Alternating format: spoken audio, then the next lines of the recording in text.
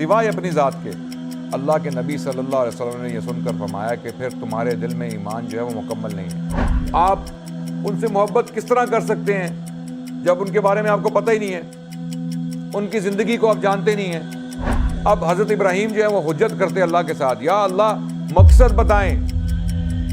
آپ مجھے کہہ رہے ہیں میری بیوی اور بچے کو میں بیابان میں چھوڑ دوں، ان کو پھینک دوں۔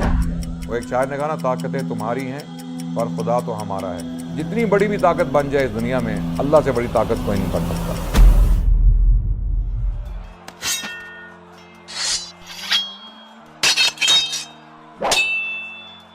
بسم اللہ الرحمن الرحیم، الحمدللہ والصلاة والسلام علی رسول اللہ، اما بعد، اعوذ باللہ السمیع العلیم من الشیطان الرجیم، بسم اللہ الرحمن الرحیم، وما ارسلناک الا رحمۃ للعالمین، وقال رسول اللہ صلی اللہ علیہ وسلم، لا یؤمن احدکم حتی اکون احب الیہ من والدہ وولدہ والناس اجمعین، او کما قال علیہ الصلاۃ والسلام۔ میرے عزیز بھائیو، ہم وطنوں، آپ کے سامنے تاریخ اسلام کا سلسلہ جو ہے پیش کیا جا رہا ہے۔ ایک پچھلی قسط میں ہم نے اللہ کے نبی صلی اللہ علیہ وسلم کی سیرت کے بارے میں کچھ اپنے خیالات کا اظہار کیا، اور اس سلسلے کا مقصد یہی ہے کہ مسلم دنیا میں جو اردو سپیکنگ لوگ ہیں ان کو اسلام کی تاریخ سے آگاہ کیا جائے، خصوصاً ہمارا جو جوان طبقہ ہے ان کو اسلامی تاریخ میں سے کچھ ایسے حقائق بتائے جائیں جن سے وہ انسپریشن لے سکیں۔ آج کل کے دور میں بہت سارے ہیروز جو ہیں وہ بنا لیے گئے ہیں، کچھ سپورٹس پرسنالٹیز ہیں، کچھ سنگرز ہیں، کچھ ایکٹرز ہیں، اور کچھ سوشل میڈیا سٹارز ہیں، ٹک ٹاک سٹارز ہیں۔ یہ لوگوں کے ہیروز بن چکے ہیں، افسوس سے کہنا پڑتا ہے۔ تو ہم اپنے اصل ہیروز جو ہیں ان کو بھلا چکے ہیں۔ ایک شناختی بحران جو ہے وہ اس کا شکار ہے ہمارا جوان طبقہ خصوصاً۔ تو اس تاریخ کو بیان کرنے کا مقصد یہ ہے کہ ان کو باور کرایا جائے، ان کو یاد دلایا جائے کہ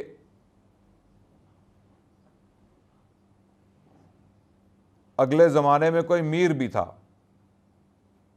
غالب کا شعر ہے نا کہ ریختہ کہ تم ہی استاد نہیں ہو غالب، کہتے ہیں اگلے زمانے میں کوئی میر بھی تھا۔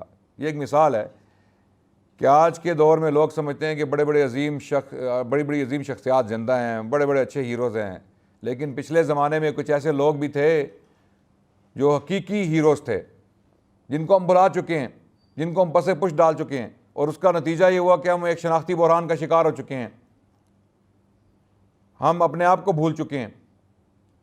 خود مسلمان سے پوشیدہ ہے مسلمان کا مقام۔ اس کی وجہ، جب مسلمان کو یہی نہیں پتا ہوگا کہ وہ مسلمان کیوں ہے تو وہ کس وجہ سے مسلمان بنے گا؟ اسلام کا لبادہ وہ کس لیے اوڑھے گا؟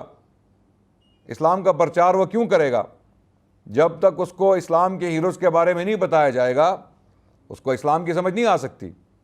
اسلام کی عظمت جو ہے، اسلام کا رعب اس کے دل میں نہیں بیٹھ سکتا۔ تو ہمیں اپنی اولاد، اپنے جوان طبقے کو یاد دلانا ہے کہ ہمارے پیچھے بہت بڑے بڑے بزرگ، بڑی بڑی شخصیات اور بڑے بڑے لوگ ہیں، اور ان کے بارے میں اس تاریخ اسلام کے سلسلے میں انشاءاللہ ان کے بارے میں ان کا ذکر کیا جائے گا اور ان کی یاد تازہ کی جائے گی انشاءاللہ۔ تو ہم اللہ کے نبی صلی اللہ علیہ وسلم سے شروع ہوئے تھے۔ پچھلی قسط میں ہم نے کچھ پیشن گوئیاں جو ہیں ان کے اوپر روشنی ڈالی۔ جو یہود و نصارہ کے صحیفے ہیں ان میں ذکر ہے ایک شخص کا، ایک نبی کے آنے کا ذکر ہے کہ ایک نبی آئیں گے جو بہت بڑے کام کریں گے، جو بہت اہم شخصیت ہوں گے۔ ان کے بارے میں بار بار جگہ جگہ عہد قدیم اور عہد جدید یہود و نصارہ کی جو کتابیں ہیں، جس کو وہ کتاب مقدس کہتے ہیں اجتماعی طور پہ،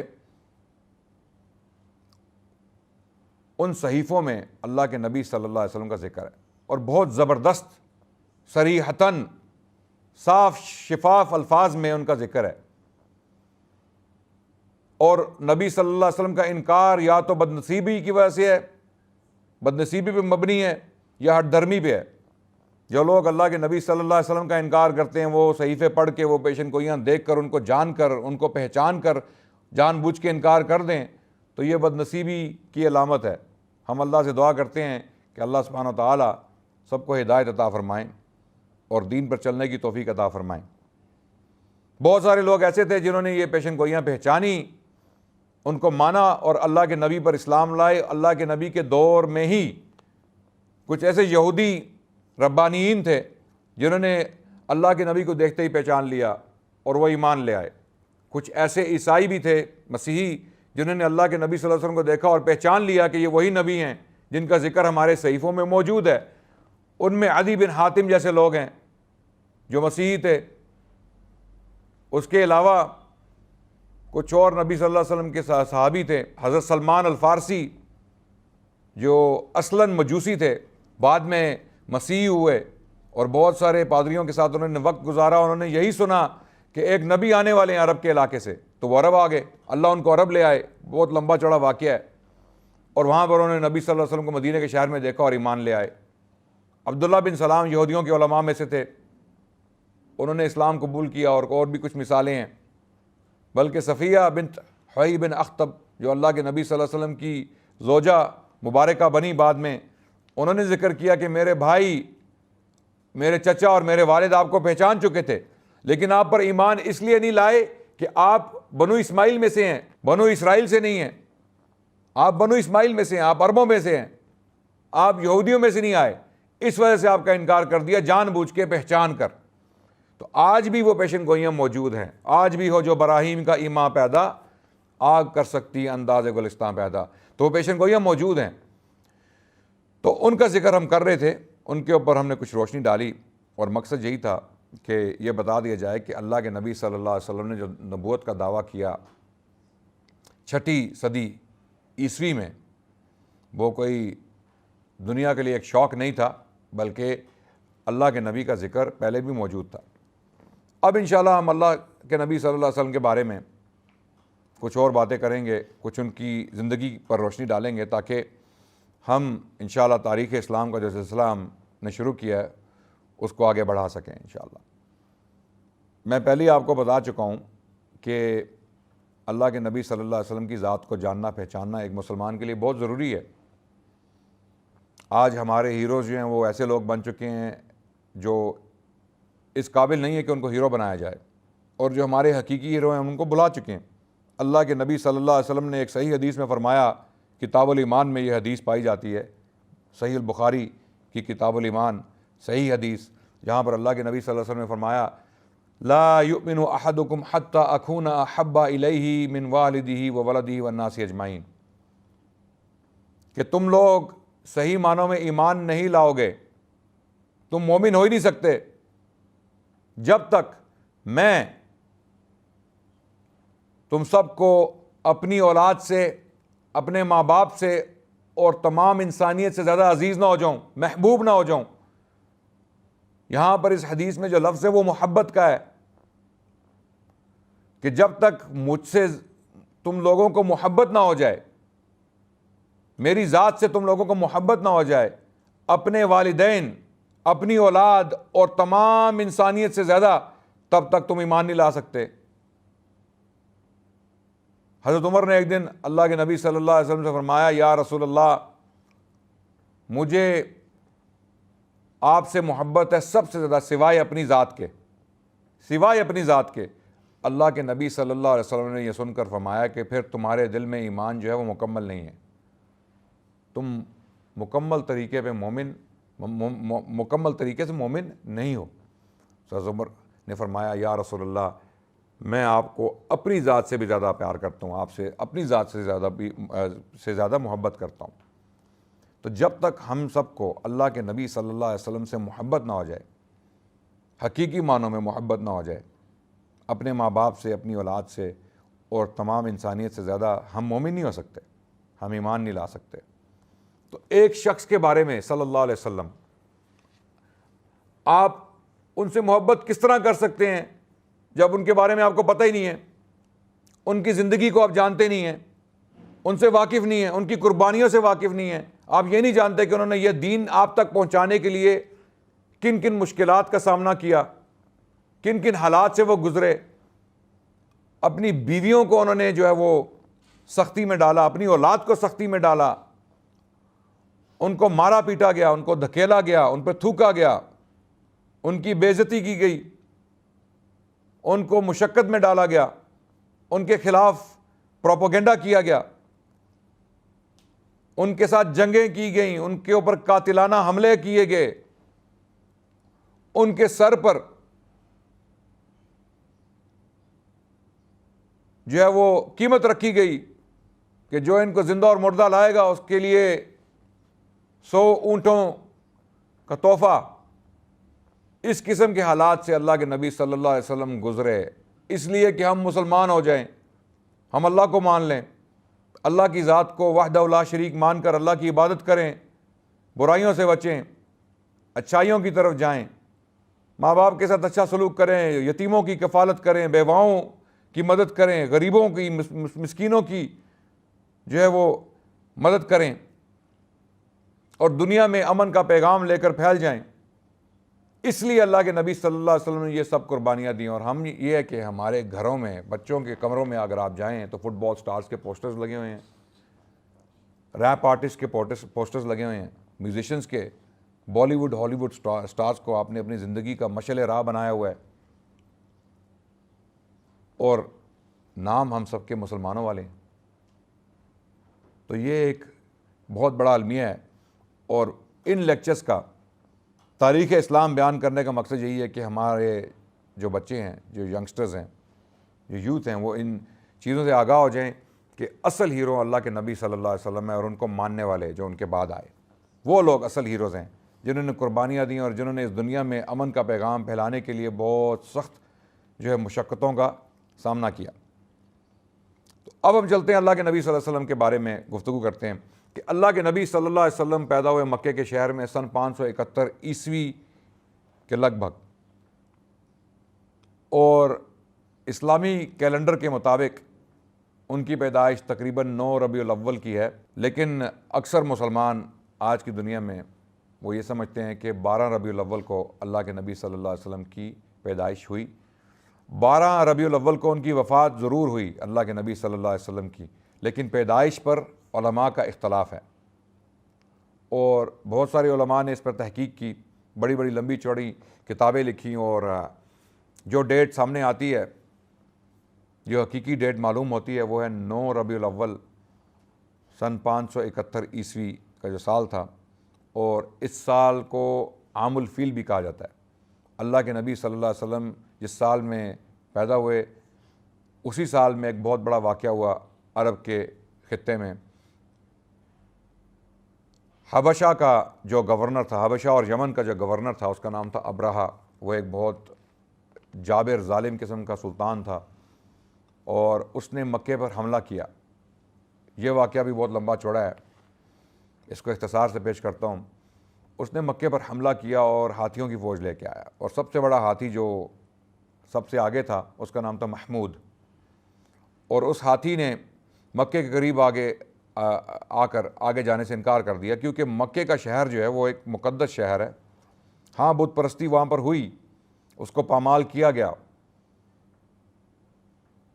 لیکن یہ شہر حضرت ابراہیم علیہ السلام سے پہلے کا آباد ہے۔ یہاں پر کعبۃ اللہ کو حضرت آدم علیہ السلام نے بنایا، اس کے بعد اس کی تجدید کی گئی حضرت ابراہیم علیہ السلام کے دور میں۔ حضرت ابراہیم اور اسماعیل دونوں نے مل کے کعبۃ اللہ کو دوبارہ بنایا، اور حضرت اسماعیل علیہ السلام یہاں پر بسے ایک پلان کے تحت۔ پلان یہی تھا کہ یہاں پر اس نبی کی پیدائش ہونی ہے جس نے رحمت للعالمین بننا ہے، تو اس لیے اللہ سبحانہ و تعالیٰ نے حضرت ابراہیم کو حکم دیا، اور وہ اس طرح کے لوگ تھے، اس قسم کے لوگ تھے کہ سر خم تسلیم، حکم آ گیا، سمجھ آیا یا نہیں آیا، اس کو جو ہے پورا کرنا ہے، اس کی تکمیل کرنی ہے۔ اب حضرت ابراہیم جو ہے وہ حجت کرتے اللہ کے ساتھ، یا اللہ مقصد بتائیں، آپ مجھے کہہ رہے ہیں میری بیوی اور بچے کو میں بیابان میں چھوڑ دوں، ان کو پھینک دوں، یعنی پھینکنا ہی ہے نا، کہ حکم آیا کہ آپ ان کو جا کے چھوڑ دیں۔ اور جب حضرت ہاجرہ اور اسماعیل علیہ السلام کو اس وادی میں چھوڑا جو بیابان اور سنگلاخ پہاڑوں سے گھری ہوئی تھی، تو اس ٹائم حضرت ہاجرہ کو حیرت ہوئی، تعجب ہوا کہ میرے جو خاوند ہیں وہ مجھے یہاں پر کیوں چھوڑ کے جا رہے ہیں؟ تو انہوں نے پوچھا کہ آپ یہ ہمارے ساتھ کیوں کر رہے ہیں؟ حضرت ابراہیم علیہ السلام خاموش تھے اپنی سواری پر، اور وہ اپنی منزل کی طرف جو ہے وہ گامزن تھے۔ تو اس وقت حضرت ہاجرہ نے ان سے پوچھا کہ کیا یہ اللہ کا حکم ہے؟ تو حضرت ابراہیم علیہ السلام نے جو ہے وہ اپنا سر ہلا کر اشارتاً ان کو بتایا کہ بے شک یہ اللہ کا حکم ہے، میں مجبور ہوں۔ نہ انہوں نے حضرت ہاجرہ کو بتایا کہ آپ کو یہاں کیوں چھوڑا جا رہا ہے، اور نہ حضرت ابراہیم علیہ السلام نے اللہ سے گلہ کیا، سر خم تسلیم۔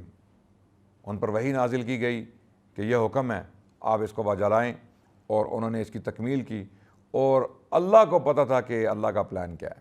اللہ سبحانہ و تعالیٰ نے حضرت اسماعیل علیہ السلام کے ذریعے اس شہر کو دوبارہ آباد کیا، مکے کا شہر آباد ہوا، اور یہاں پر دوبارہ جو ہے وہ آبادی ہوئی۔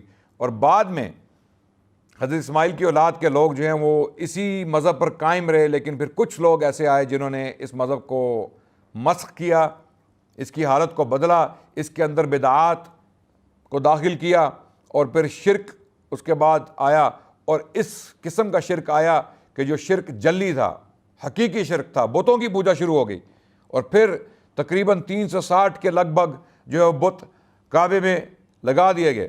تو یہ کعبے کی جو حرمت تھی اس کو پامال کیا گیا بہت ساری صدیوں تک، لیکن اللہ سبحانہ و تعالیٰ ایک فائنل جو مومنٹ تھی اس کا انتظار کر رہے تھے کہ اللہ کے نبی صلی اللہ علیہ وسلم آئیں گے اور وہ اس گھر کی صفائی کریں گے، اور وہی ہوا۔ تو مکے پر حملہ کیا گیا، ابرہہ نے جب اپنی فوج سے حملہ کیا تو قرآن میں اس واقعے کا ذکر ہے کہ اللہ نے ابابیل بھیجے اپنے گھر کو بچانے کے لیے۔ حضرت عبد المطلب جو تھے نبی صلی اللہ علیہ وسلم کے دادا اس وقت حیات تھے، تو ان کے کچھ ریوڑ تھے بکریوں کے، اور ابرہہ کے لشکر نے ان پر قبضہ کر لیا۔ تو عبد المطلب جو سردار تھے مکے کے اس وقت، سرداروں میں جانے جاتے تھے، وہ آئے ابرہہ کے پاس اور انہوں نے کہا کہ میرے ریوڑ جو ہیں،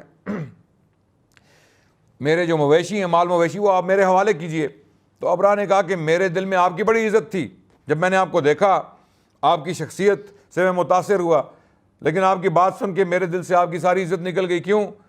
آپ اپنے شہر کو بچائیں، اپنے لوگوں کو بچائیں، آپ بکریوں کے لیے جو ہیں وہ مجھ سے التجا کر رہے ہیں، بکریاں کی چیزیں۔ حضرت عبد المطلب انہوں نے فرمایا جس کا گھر ہے وہ اس کی حفاظت کرے گا، گھر کا مالک گھر کی حفاظت کرے گا، میری جو مجازی ملکیت ہے وہ انہی بکری اور مال مویشی کی ہے، میں اس کے لیے آیا ہوں۔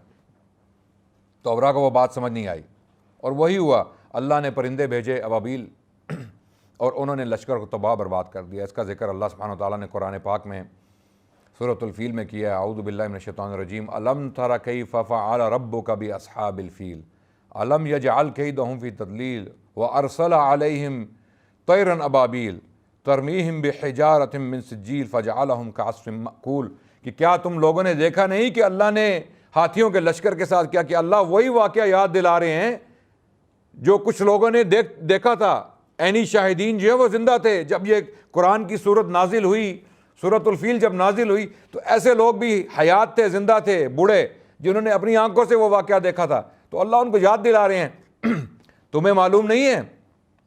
کیا تم نے اپنی آنکھوں سے نہیں دیکھا کہ اس لشکر کے ساتھ اللہ نے کیا کیا؟ اس کو کھایا ہوا بھوس بنا دیا، جس طرح جو بھوسا ہوتا ہے جب کھاتے ہیں جانور تو وہ چبانے کے بعد جو اس کی حالت ہوتی ہے، تو اللہ نے اس کی مثال دی کہ ان کو اس طرح بنا دیا، یعنی ان کو ٹکڑے ٹکڑے کر دیا اللہ نے ایسے لشکر کو جس نے مکے پہ حملہ کیا۔ بلکہ ایک اور بڑے مزے کی بات آپ کو بتا چلوں، پہلے بھی کچھ پلانز بنے تھے عرب پر حملہ کرنے کے۔ اللہ نے اس شہر کی حفاظت کی کیونکہ یہاں پر ایک پلان تھا، یہاں پر ایک نبی کو بھیجنا ہے، ایک نبی نے یہاں پیدا ہونا ہے، اس کو تباہ نہیں کیا جا سکتا۔ کیوں؟ حضرت ابراہیم علیہ السلام نے خصوصاً دعا کی تھی اس شہر کے لیے کہ اے اللہ اس شہر کو امن کا شہر بنائیں اور یہاں پر رزق کی فراوانی کر دیں۔ یہ حضرت ابراہیم علیہ السلام کی دعا قرآن میں موجود ہے۔ تو سکندر اعظم، الیگزینڈر دی گریٹ، چوتھی صدی قبل مسیح، اس نے پوری دنیا تقریباً فتح کر لی۔ جہاں جہاں وہ گیا، 20 سال کی عمر میں وہ شروع ہوا، بہت چھوٹی عمر میں، جب اس کا والد فلپ II اس کی وفات ہوئی، اس کی ڈیتھ ہوئی، اس کو اسیسینیٹ کیا گیا، قتل کیا گیا میسیڈونیا میں، اور ارسطو اس کا استاد تھا۔ ارسطو بہت مشہور فلسفی، 4 صدی قبل مسیح میں۔ اس وقت سکندر اعظم جو ہے وہ اس کو یہ پڑھایا گیا, اس کو یہ سکھایا گیا کہ گریکس جو ہیں, جو میسیڈونینز ہیں, وہ ایک سپیریئر ریس ہیں, ایک اعلیٰ نسل ہیں, اور ان کا حق ہے دنیا پر حکومت کرنا. اس کی اس طرح کی مینٹل کنڈیشننگ کی گئی. تو وہ نکلا اپنی فوجیں لے کے, اور پھر اس نے ایران کا خطہ فتح کیا, ترکی کا خطہ فتح کیا, مصر فتح کیا, یہاں تک کہ وہ پاکستان تک پہنچ گیا. اس کی جو سب سے شدید جنگ ہوئی, جس میں اس کو سب سے زیادہ نقصان ہوا, وہ جنگ جیلم کے پاس ہوئی تھی. یہ جیلم اور پنڈ دادن خان کے پاس آس پاس اس علاقے میں اسکندر اعظم کی جنگ ہوئی راجہ پورس کے ساتھ, جو ہندوستان کا ایک بادشاہ تھا. وہ اپنی فوجیں لے کے آیا ہاتھیوں کے ساتھ. یہاں پر ہاتھی تھے جو ڈومیسٹیکیٹڈ ہاتھی تھے. افریقن ہاتھی جو ہیں وہ سائز میں ڈبل ہوتے ہیں اور وہ جنگلی ہوتے ہیں, ان کو ڈومیسٹیکیٹ نہیں کیا جا سکتا, ان کو آپ رام نہیں کر سکتے. جو انڈیا کے ہاتھی ہیں ان کو ہزاروں سالوں سے جو ہیں وہ لوگوں نے استعمال کیا, کاشتکاری میں, جنگوں میں اور استعمال کے لیے. آج کے دور میں بھی اگر آپ انڈیا یا سری لنکا میں جائیں تو آپ دیکھیں گے لوگ ہاتھیوں کا استعمال کرتے ہیں. تو وہ ہاتھیوں کی فوج لے کے آیا, اس نے بڑا نقصان پہنچایا اسکندر اعظم کو. اسکندر اعظم تقریباً جو ہے اس فوج میں مارا گیا, تقریباً, یعنی وہ اپنی جان سے بھی ہاتھ دھو بیٹھا تھا. اس کا گھوڑا مارا گیا, بسفرس, جس گھوڑے پر, اس کی پشت پر بیٹھ کے اس نے پچھلے 10 سال تقریباً یہ سارا خطہ فتح کیا, وہ گھوڑا اس جنگ میں مارا گیا, جس کی وجہ سے وہاں پر اس نے ایک شہر بھی بنایا گھوڑے کی یاد میں. گھوڑے کا نام تھا بسفرس. تو اس جنگ کی شدت کی وجہ سے اسکندر اعظم کی فوج جو ہے وہ گھبرا گئی. انہوں نے کہا ہم نے گھر واپس جانا ہے, ہمیں گھر والے یاد آ رہے ہیں, اور تقریباً 11-12 سال ہو چکے ہیں ہم نے گھروں کو چھوڑا ہوا ہے, تو اب ہمیں گھر واپس جانے دیں. تو اسکندر اعظم مجبوراً جو ہے وہ مڑا اور اس نے بابل کا رخ کیا, جو بابل کا شہر اس نے فتح کر لیا تھا آلریڈی, وہاں پر چلا گیا. وہاں پر جا کر اس نے حکم دیا, اب یہ بات ہے جو میں پوائنٹ کی بات کرنا چاہ رہا ہوں, وہاں پر جا کے اس نے حکم دیا کہ عرب پر حملہ کرنا ہے. اب اگلا حملہ جو ہے وہ عرب کے خطے پہ کرنا ہے. یہ مورخین نے لکھا ہے کہ آخری فیصلہ جو تھا اسکندر اعظم کا یہ تھا. 33 سال اس کی عمر تھی اس وقت, ینگ, جوان بندہ. تقریباً پوری دنیا فتح کرنے کے بعد اس کا رخ عرب کی طرف ہوا کہ میں نے مصر بھی فتح کر لیا, ایران بھی فتح کر لیا, ترکی بھی فتح ہو گیا, یورپ کا اکثر جو جتنے بھی میرے دشمن تھے جو میرے سامنے آئے ان کو میں نے شکست دی. حالانکہ راجہ پورس بھی شکست خوردہ ہوا, نقصان پہنچا کر اس کو شکست ہوئی, اور اسکندر اعظم نے اس کو اپنا گورنر بنا کے وہیں چھوڑ دیا انڈیا میں کہ تم ہمارے گورنر ہو. اور افغانستان کا خطہ بھی فتح ہوا. یہاں پر افغانستان میں بھی گریکس کی تقریباً 200 سال حکومت رہی ہے. پاکستان پر بھی حکومت تھی گریکس کی. یہاں پر جہاں پر آپ بیٹھے ہیں آج اسلام آباد میں, یہاں پر بھی یونانیوں کی حکومت 200 سال رہی ہے, جو سکندر اعظم کے بعد جو اس کی باقیات تھیں. تو اس کا آخری فیصلہ تھا کہ عرب پر حملہ کیا جائے, فوجیں تیار کی جائیں. تو بابل میں فوجی تیاری شروع ہو گئی کہ عرب پر حملہ کیا جائے گا. اور جب اس نے یہ فیصلہ کیا تو یہ اس کا آخری فیصلہ ثابت ہوا. وہ بیمار ہوا اور اس کی بابل میں ہی وفات ہوئی. کچھ لوگ یہ دعویٰ کرتے ہیں کہ اس کو زہر دیا گیا, کچھ لوگ کہتے ہیں کہ وہ تبھی موت مرا, کچھ لوگ کہتے ہیں کہ اس کو ملیریا ہوا. بہت ساری تھیریز ہیں, لیکن ینگ بندہ 33 ایئرز اولڈ, اپنی طاقت کے عروج پر اللہ نے اس کو اٹھا لیا.